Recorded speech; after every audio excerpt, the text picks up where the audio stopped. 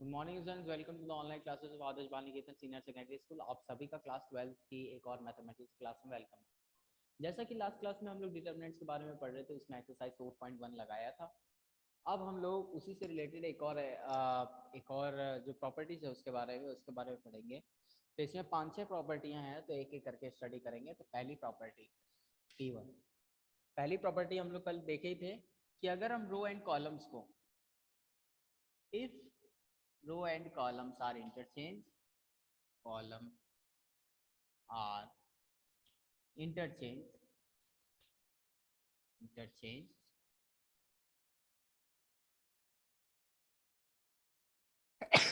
value of determinant is unchanged, value of determinant remain unchanged। ठीक है ना।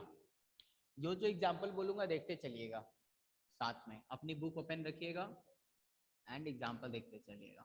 देखिए, तो अगर कोई डिटर्मिनेंट है जिसकी वैल्यू है डेल्टा, है ना, तो अगर उसके रो एंड कॉलम को आर आई एंड सी आई, सभी ith रो को ith कॉलम से इंटरचेंज कर देंगे, है ना, तो हमारा जो नया डेल वन आएगा, नया डिटर्मिनेंट, वो ओरिजिनल वाले के बराबर होगा, डिटर्मिनेंट के। समझ गए कि नहीं बात? Yes sir. यानी कि एक एग्जांपल लिख दे रहा हूं।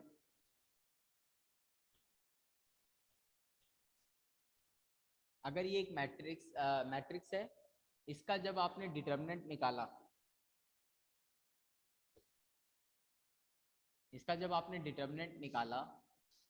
ठीक है ना, जो भी आया डेल, अगर आप इसके रो एंड कॉलम को इंटरचेंज कर देंगे, R1 को C1 से, R2 को C2 से एंड R3 को C3 से, तो जो नया डिटर्मिनेंट आएगा वो आएगा 1 5 6 1 2 3 4 5 6 एंड 7 8 9, ये हो गया।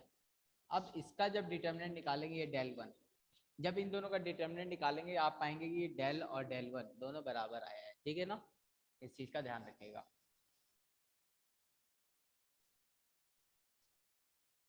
नेक्स्ट प्रॉपर्टी देखिएगा।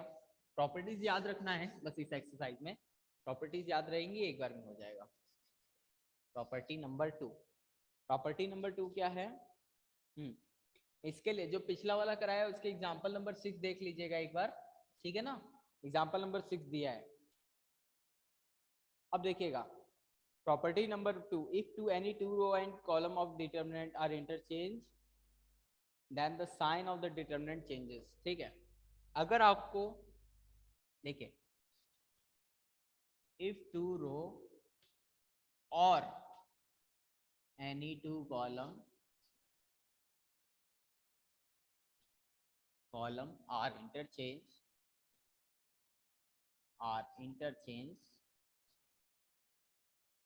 then sign is then sign of determinant changes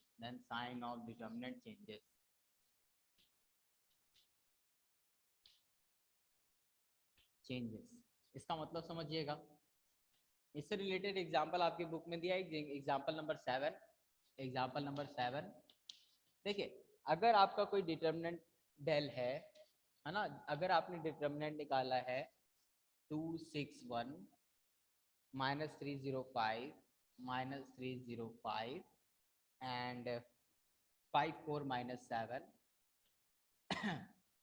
अगर आपने इसका डिटर्मिनेंट निकाला, मान लीजिए इसका आंसर आया है -28 है ना, तो अगर आप इसमें से किसी दो रो या किसी दो कॉलम को इंटरचेंज कर दिए, मान लीजिए मैं R1 को इंटरचेंज कर देता हूं R3 से, ठीक है ना, R1 को इंटरचेंज किया R3 से, तो क्या हो जाएगा, नया जो डिटर्मिनेंट बनेगा डेल वन, है ना, वो इसका डिटर्मिनेंट निकलेगा 1 5 -7 6 0 एंड 4 2 -3 5। इसका जब डिटर्मिनेंट निकालेंगे तो ये आएगा 28 +28, यानी कि ये क्या है, निगेटिव ऑफ -28 और निगेटिव ऑफ -28 किसके बराबर है? डेल के। ये आ गया डेल, यानी कि नया जो डिटर्मिनेंट आएगा वो ओरिजिनल डिटर्मिनेंट का निगेटिव हो जाएगा। ठीक है ना, यही है इसका मतलब। अगर आप किसी रो, अगर मैं ये भी कर देता C1 इंटरचेंज विद C2, कोई एक चीज या तो ये कर दूं या तो ये कर दूं, एक बार में एक ही करना है, इनमें से कोई भी एक आप करेंगे तो आपके डिटर्मिनेंट की वैल्यू चेंज हो जाएगी। फिर से आप एक बार कर देंगे तो वापस चेंज होके ओरिजिनल आंसर आ जाएगा। ठीक है ना, कोई प्रॉब्लम यहाँ तक?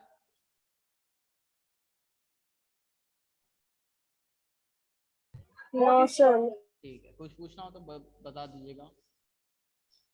नेक्स्ट देखिएगा property number 3।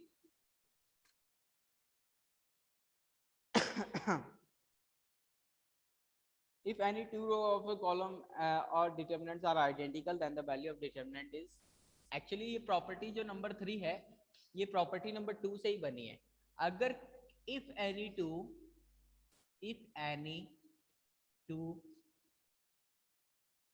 rows or column are same, then अगर कोई दो रो और कॉलम सेम हो, देन डिटर्मिनेंट ऑफ दैट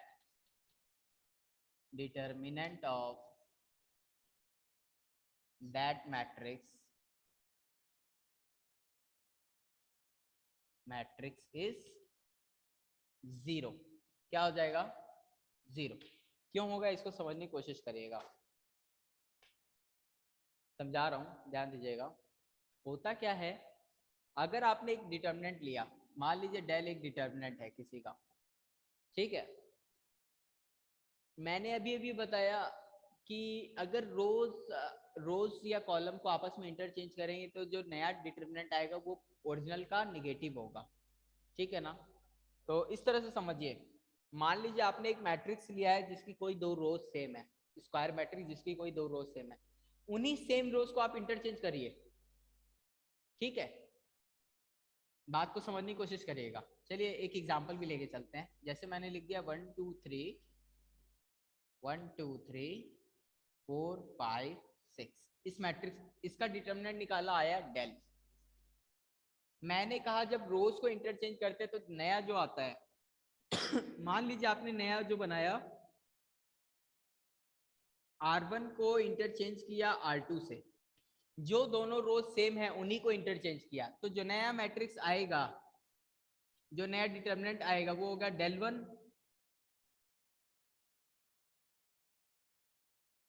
अब एक बात बताइए, जो नया वाला आया वो ओरिजिनल का निगेटिव होगा कि नहीं होगा? यस और नो? प्रॉपर्टी नंबर 2 से यस सर। लेकिन एक बात बताइए, ये डिटर्मिनेंट तो सेम ही है, तो यानी कि डेल 1 किसके बराबर होगा? डेल के। यानी कि डेल किसके बराबर हो गया? माइनस डेल के। कोई चीज अपने निगेटिव के बराबर तभी होती है जब वो 0 हो। नहीं समझे बात? कोई भी नंबर का निगेटिव तभी बराबर होगा जब वो दोनों नंबर क्या हो? 0। नहीं समझे?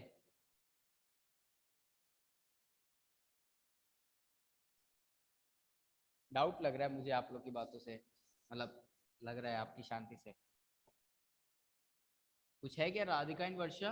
है तो पूछिए, या नहीं समझ में आया तो फिर से एक्सप्लेन कर दो। यस सर, 0 कैसे आएगा? 0 कैसे आएगा? देखो ये क्या है, एक ये बताओ। डेल। डेल, जिसको डिटर्मिनेंट बोल रहा हूं मैं यहाँ पे। डिटर्मिनेंट अल्टीमेटली सॉल्व करने पे एक नंबर आएगा ना, it is kind of a number. Determinant is a kind of a number, ये एक नंबर होगा ना।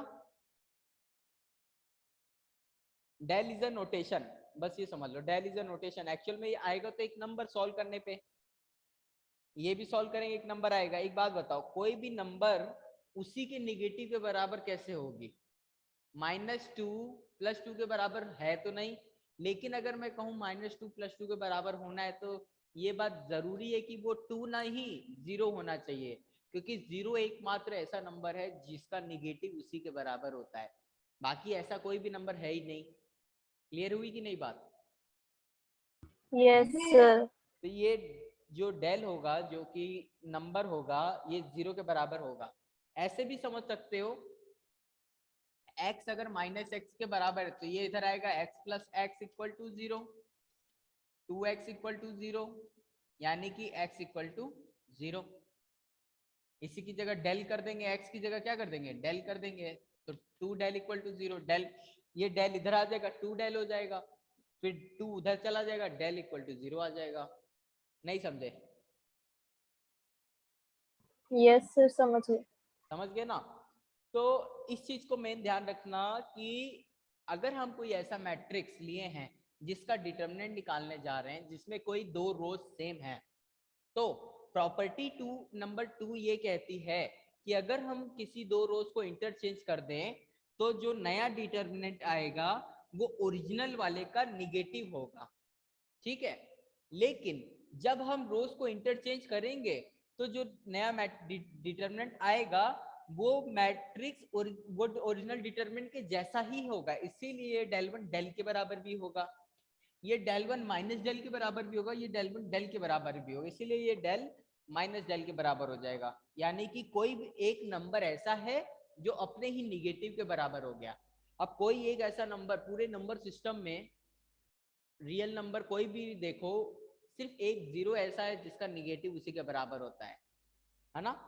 ये इसके बराबर कैसे होगा, इसको सॉल्व कर लेंगे। डेल यहाँ पर डेल कर देंगे, डेल = माइनस डेल, तो ये इधर आएगा 2 डेल, डेल = 0। ये हो गया। नहीं समझ में आया?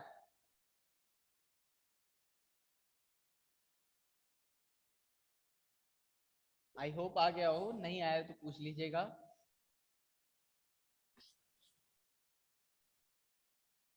तो ये प्रॉपर्टी नंबर 2 से ही बना है।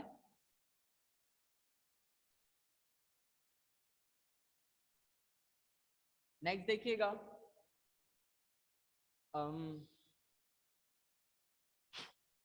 नेक्स्ट है आपका property number 4।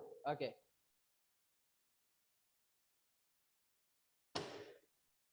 Property number 4,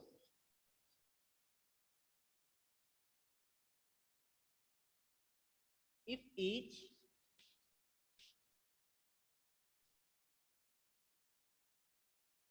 row and column of determinant, row and column नहीं, रो और column,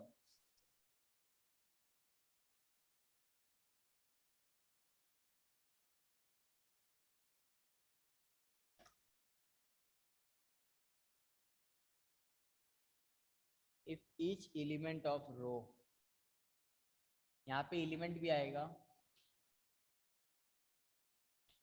if each element of row और column of determinant is multiplied by k multiplied by k, then value of determinant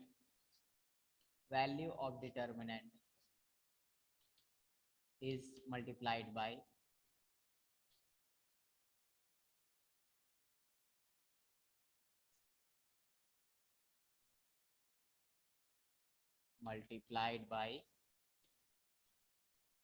k। समझने की कोशिश करिएगा, अगर हमारा कोई डिटर्मिनेंट दिया है,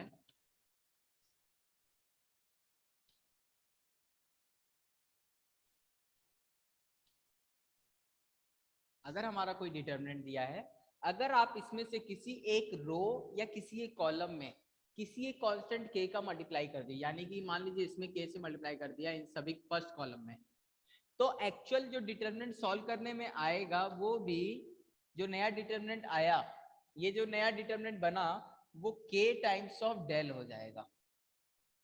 समझ गए बात? ये डेल क्या है, जब यहाँ पर के नहीं था, ठीक है ना।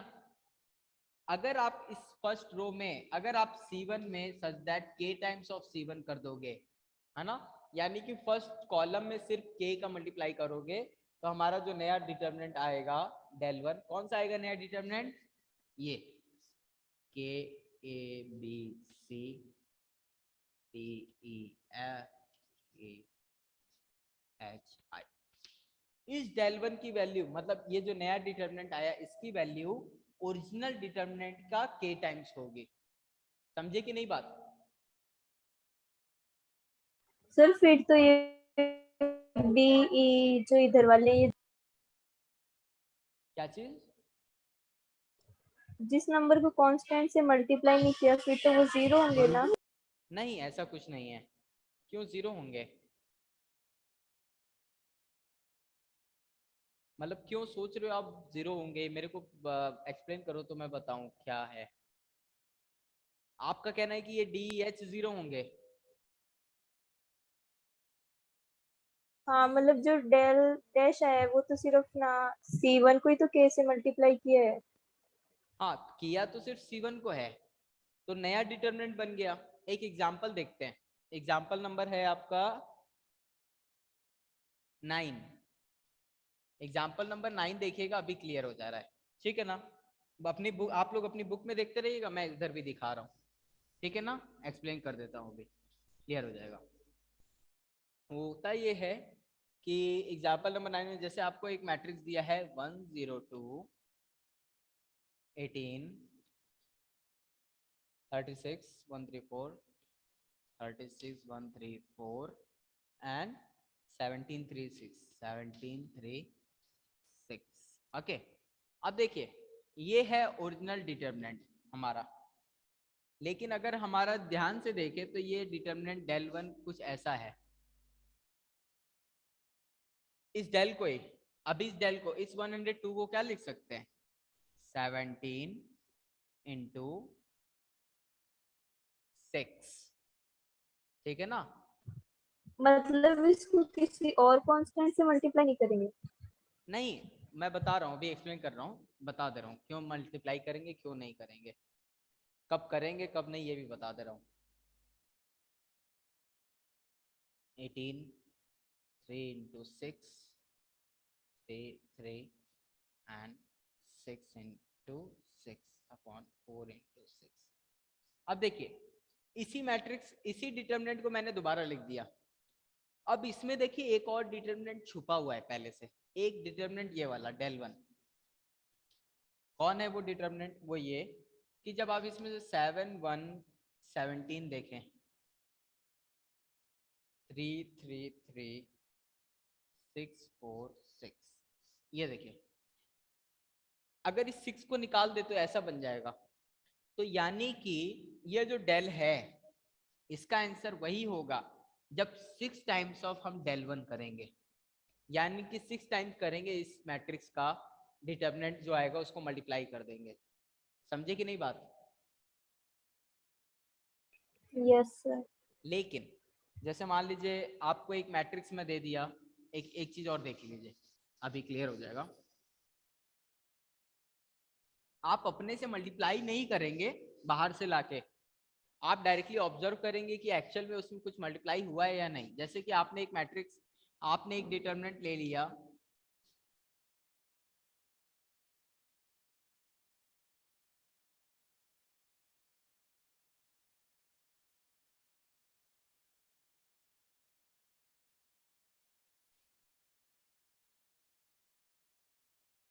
ये देखिए ये एक डिटर्मिनेंट ले लिया। अब इस डिटर्मिनेंट से मान लीजिए आपको मैं पूछा कि what is the value of this, मैं आपको एक डिटर्मिनेंट दे रहा हूं, पहचानो।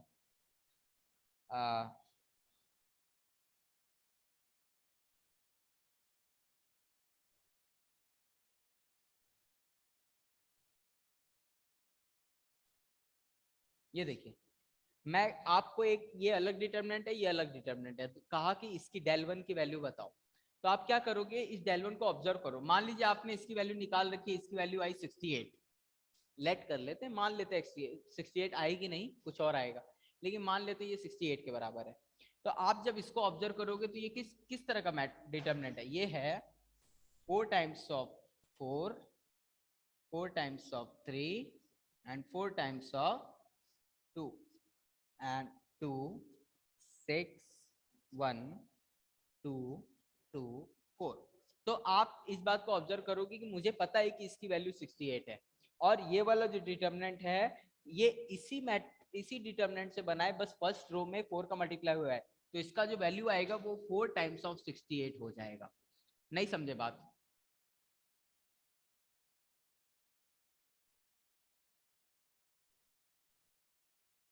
Radhika and Varsha?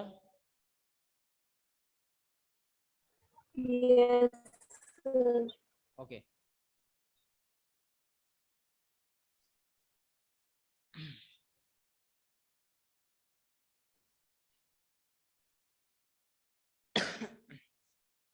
नेक्स्ट देखिएगा, नेक्स्ट प्रॉपर्टी, ये थी प्रॉपर्टी नंबर 4। अब देखिए प्रॉपर्टी नंबर 5, अभी हम लोग और इस्तेमाल करेंगे इसको तो और क्लियर हो जाएगा। प्रॉपर्टी नंबर 4 पे 2 रिमार्क्स हैं। By this property we can take out the common factor from any one row and one column of a given determinant. ठीक है ना, तो हम लोग इस प्रॉपर्टी की मदद से कॉमन फैक्टर भी निकाल सकते हैं, ध्यान रखिएगा। And if corresponding elements of any two rows of a determinant are proportional then its value is 0। एक रिमार्क नंबर 2 देखिए, रिमार्क नंबर 2 क्या कहता है? रिमार्क नंबर 2 उसमें कहा है if any two rows are proportional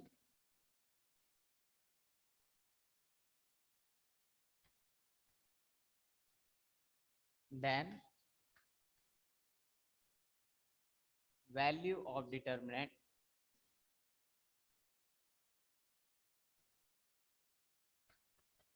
is 0। देखिए अगर कोई दो रो या दो कॉलम, कॉलम भी हो सकता है यहाँ पर, ध्यान दीजिएगा, अगर कोई दो रोज या दो कॉलम सेम होते हैं मतलब प्रोपोर्शनल है तो वो डिटर्मिनेंट 0 होगा। यानी कि अगर मान लीजिए आपको एक डिटर्मिनेंट दिया A B C D E F G H I और इसमें ये जो G है वो K टाइम्स ऑफ A है और H है वो K टाइम्स ऑफ B है और I है वो K टाइम्स ऑफ C है, तो हमारा जो डिटर्मिनेंट है वो ऐसा कुछ बन जाएगा A B C D E F K times of A K times of B and K times of C। ये हो गया। अब ध्यान दीजिएगा हमारा इसमें जो थर्ड रो है वो K से मल्टीप्लाई हुआ है। अब अगर हमारा जो थर्ड रो K से मल्टीप्लाई हुआ है तो हमारा जो एक्चुअल डिटर्मिनेंट होगा वो K टाइम्स हो जाएगा इस डिटर्मिनेंट का।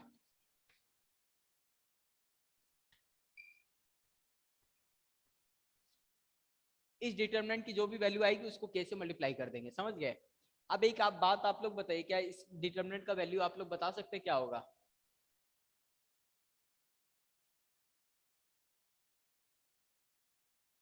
Radhika and Varsha?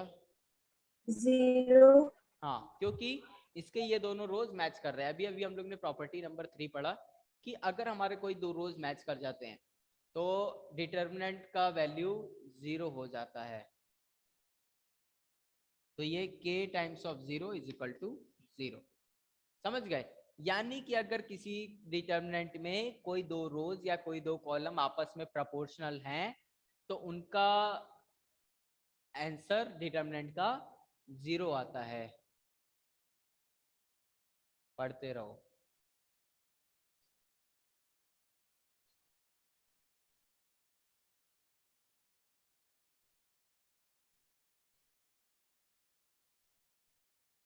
नेक्स्ट देखिएगा प्रॉपर्टी नंबर 5।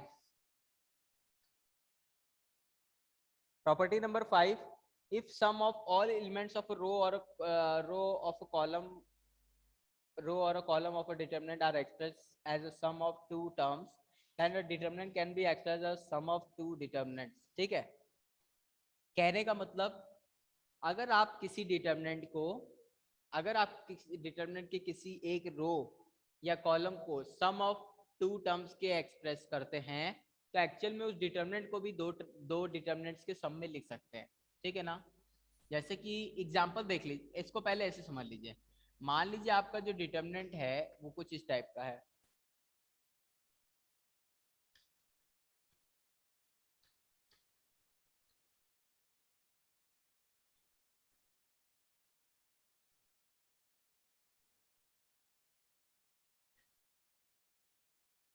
अगर हमारा डिटर्मिनेंट इस टाइप का है, अगर इसके इनमें से तीनों में से कोई एक भी रो या कॉलम ऐसा है जिसके एलिमेंट्स किसी दो टर्म्स के सम हैं, दो एलिमेंट्स के सम हैं, तो हम एक्चुअल में इसे दो डिटर्मिनेंट के सम में लिख सकते हैं। वो डिटर्मिनेंट कौन कौन से होंगे, ये वाले a1 a2 a3 b1 b2 b3 c1 c2 c3 plus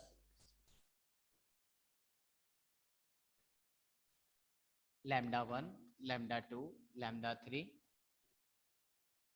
b1 b2 b3 c1 c2 c3। ध्यान से देखिएगा, कहने का मतलब अगर हमारे जो किसी एक रो या कॉलम के एलिमेंट्स किसी दो टर्म के सम में हैं तो हम उसे दो डिटर्मिनेंट में स्प्लिट कर सकते हैं।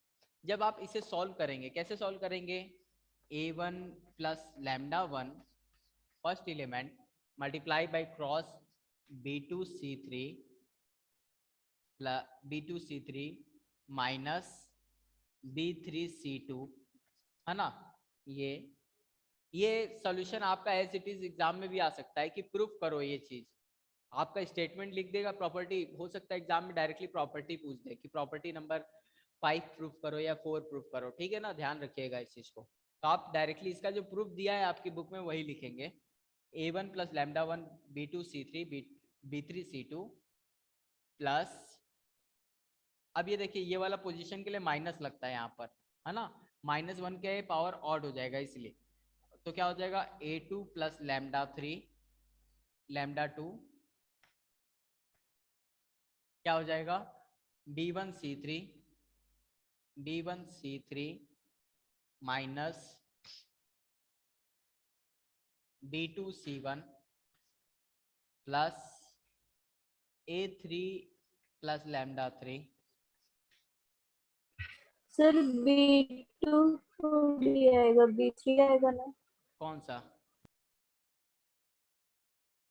सेकंड नंबर सेकंड में, माइनस B3C1 आएगा ना। माइनस ये वाली रोज एंड कॉलम हटा देंगे, b1 c3 c1 b3, हाँ यहाँ b3 c1, ठीक है, b3 c1 and b1 c2 and c1 b2। अब देखिएगा इसको सॉल्व कर देंगे। जब आप इसे सॉल्व करेंगे कैसे करेंगे, पहले a1 से स्प्लिट कर देंगे तो क्या हो जाएगा a1 times of b2 c3 minus b3 c2 minus a2 times of b1 c3 minus b3 c1 plus a3 times of b1 c2 minus c1 b2। ये देखिए ये हो गया। अब इसी के आगे प्लस, अब लैम्डा वाले टर्म्स लिख देंगे, lambda 1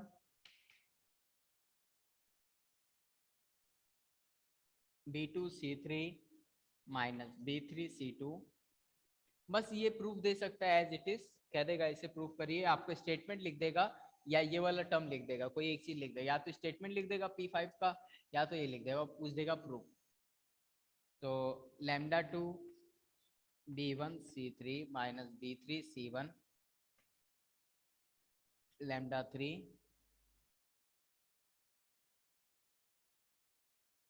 b1 c2 minus c1 b2।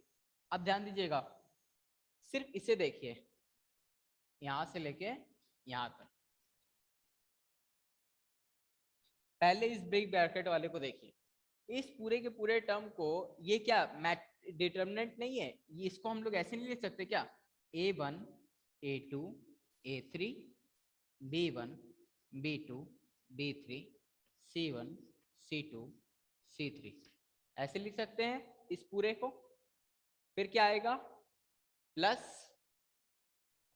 अब इस वाले को भी हम लोग ऐसे ही करेंगे तो क्या हो जाएगा λ1 λ2 λ3 B1 B2 B3 C1 C2 C3।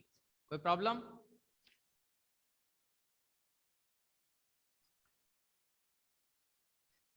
समझ में आया क्या? No sir. Yes sir. ठीक है, तो ये था प्रॉपर्टी, फंडामेंटल है, आ जाएगा, कोई टफ चीज नहीं है, सिंपल सा है, बेसिक कैलकुलेशन है।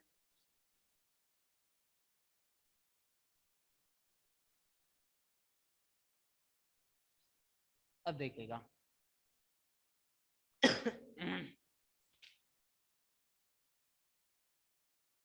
एग्जाम्पल नंबर 10 किया है इसी के बेसिस पे, ठीक है।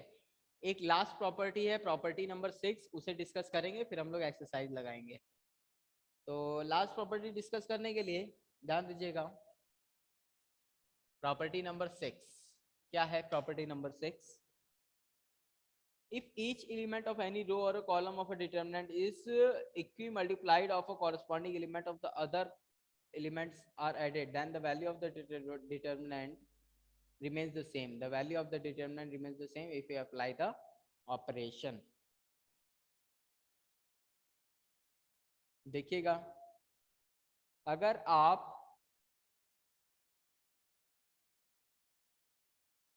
समझने की कोशिश करिएगा, स्टेटमेंट आपकी बुक में लिखा है, मैं उसको नहीं लिख रहा हूं, मैं समझाने की कोशिश करूंगा। मान लीजिए आपको एक डिटरमिनेंट दिया है A1 B1 C1,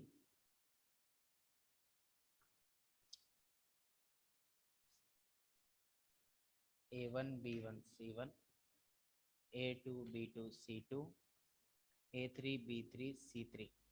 मान लीजिए आप जब इस डिटरमिनेंट को देखते हैं तो आप ये पाते हैं कि जो पहला वाला रो है उसके सभी के सभी एलिमेंट कुछ इस टाइप के हैं कि पहले वाले रो में A1 plus lambda times of C2 कर दें। मान लीजिए आप खुद ही कर दें, आप ऑब्जर्व करें ना करें, आप अपने से, आप मान लीजिए आपने फर्स्ट रो में थर्ड एलिमेंट को K टाइम से मल्टीप्लाई करके ऐड कर दिया,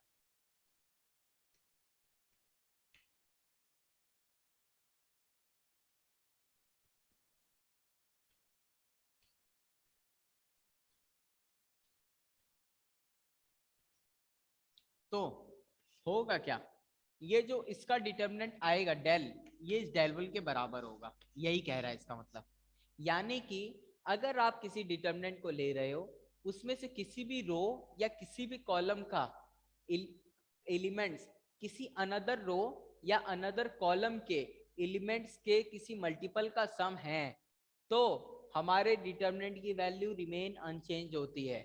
एक एग्जांपल देखिए, मान लीजिए मैंने एक एग्जांपल लिखा 1 2 1 4 3 2 एंड 1 3 4।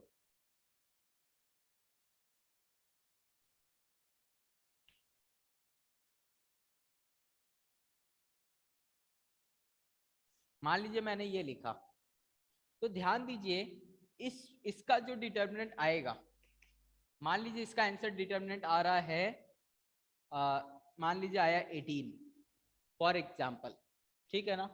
तो आप जब डेल वन निकालेंगे होगा क्या, अगर आप डेल वन निकालने जा रहे हैं तो ऑब्जर्व करिए, मान लीजिए आपको डेल वन मैं ऐसे लिख दूं 1 2 1 4 3 2, जो लास्ट के एलिमेंट है ध्यान दीजिए, अगर मैं इसको ऐसे लिख दूं 1 प्लस 3 टाइम्स ऑफ 1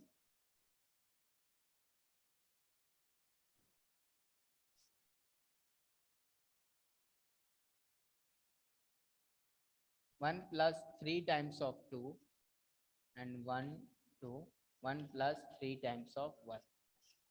अब देखिएगा, मान लीजिए आपको एक नया डिटर्मिनेंट दिया है जिसका जो थर्ड रो है, थर्ड रो के एलिमेंट हैं वो फर्स्ट रो के 3 टाइम्स ऑफ मल्टीपल में वन सम है ना, फर्स्ट रो के 3 टाइम्स मल्टीपल का, यानी कि जो हमारा डिटरमिनेंट होगा ये इसकी वैल्यू del 1 के बराबर ही होगी। अब क्यों होगी ये सोचिए, क्यों होगी ये, इसका वजह ये है कि जब आप इस डिटरमिनेंट को स्प्लिट करेंगे, हमने अभी अभी प्रॉपर्टी नंबर 6 से पढ़ा, ध्यान दीजिएगा, प्रॉपर्टी नंबर 6 में क्या पढ़ा,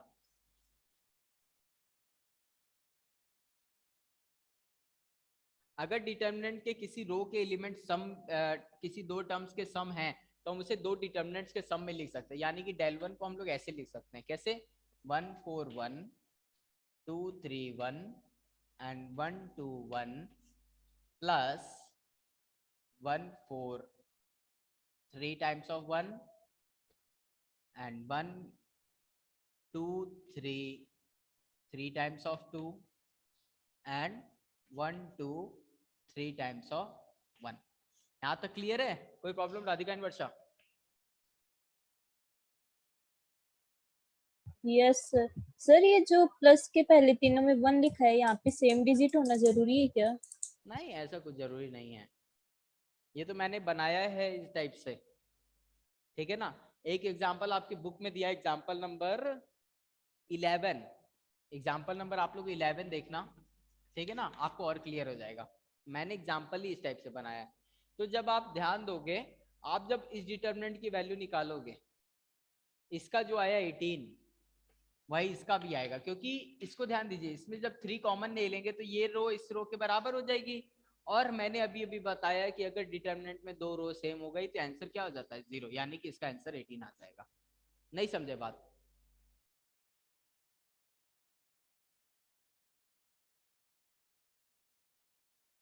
यस। समझ गए ना। तो एक एग्जांपल नंबर 11 आप लोग देखना, ये प्रॉपर्टी नंबर 6 तक मैं अभी कंप्लीट करके रोक रहा हूँ। अब इसके आगे जो एक्सरसाइज और कुछ और एग्जांपल है उसे हम लोग पढ़ेंगे, ठीक है ना, बाद में। तो अभी के लिए इतना ही, कोई प्रॉब्लम हो तो पूछ लीजिएगा। और ये प्रॉपर्टी 6 प्रॉपर्टीज हैं, 6 के 6 दिमाग में सेट होनी चाहिए ताकि आगे का सोल्यूशन हम लोग इजिली कर सके, ठीक है ना। Thank for the joining, till then learn all the properties and we will continue it our today's next class at 2 p.m. Thanks.